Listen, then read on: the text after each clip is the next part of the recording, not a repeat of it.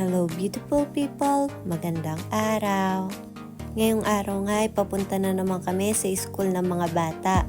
Dahil mayroon niyang gaganaping tanjobikay or birthday party at kasama dun si Kucha. Hindi ko alam kung lahat ba dito sa Japan pero sa school ng mga anak ko every month nagse-celebrate sila ng birthday. Isa ito sa tradisyon nila para mapasaya na rin yung mga estudyante nila. Eto nga pala yung isa sa mga sikat na school bus dito sa Japan. Pagdating nga namin sa hall, inabutan namin si Kucha na nakaupo na siya. Lahat kasi na magse-celebrate ng birthday uupo sa stage. At dumating na nga si Machang, ito nga mga kaibigan niya nakikipagbiruan pa sa akin. At bago nga magsimula ang program, mag-e-exercise muna sila. Para din siyan sa Pinas yung everyday ka magla-line tapos mag-e-exercise ang buong school. Tapos dito nga tatawagin yung bawat estudyante magse-celebrate ng birthday. Sa lahat ng Kinder 1, si Kucha ang pinakamaingay. At hindi na kailangan tanungin kung kanino ba nagmana. At eto naman yung time na bibihisan nila lahat yung may birthday. Kaya naman yung mga estudyante sa baba, sasabihin nilang mahiga para kunwari surprise. Eto nga kaibigan ni Machan, super cute talaga. Lagi silang ganyan tuwing nakikita ko. Kilalang kilala nga ako sa school nila kahit yung mga teacher kasi ako lang yung foreigner. At pagkatapos nga mabihisan yung mga magba-birthday, tatawagin nila isa-isa yon para magpakilala. At halos lahat nga na nasa Kinder 1 hindi nagsasalita kasi nahihiya sila.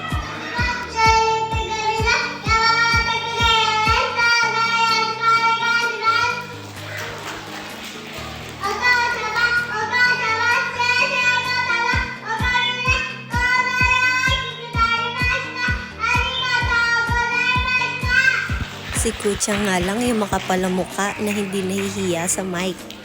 At bago matapos yung program, pati yung mga teacher nagpa-perform sila. At pagdating naman ng lunch, yung mga parents na mga magba-birthday or nagse-celebrate ng birthday ay kasama nila magla-lunch. At ngayon nga, andito ako sa classroom nila Kucha para sumabay sa kanila sa lunch. Kasama ko din si Bunso at excited na nga siya dahil next year, Kinder 1 na din siya. At sigurado na itong teacher ni Kucha din na magiging teacher niya. Ganito pala ka-healthy yung mga sineserve nilang pagkain ng mga estudyante. Kaya naman hindi ka talaga mag-worry kung ano yung kinakain nila everyday. Ngayong araw nga din ay schedule ni Kuchan sa swimming school kaya naman dito kami dumiretso. At dahil bawal nga din ng video, hindi ko na siya nakuhaan. And after namin dyan, sinundo na rin namin si Machan dahil extended nga siya today hanggang 5 PM dahil meron siyang gakken. Para siyang private tutor or kumon. And this year, si Kuchan din papasok na siya doon.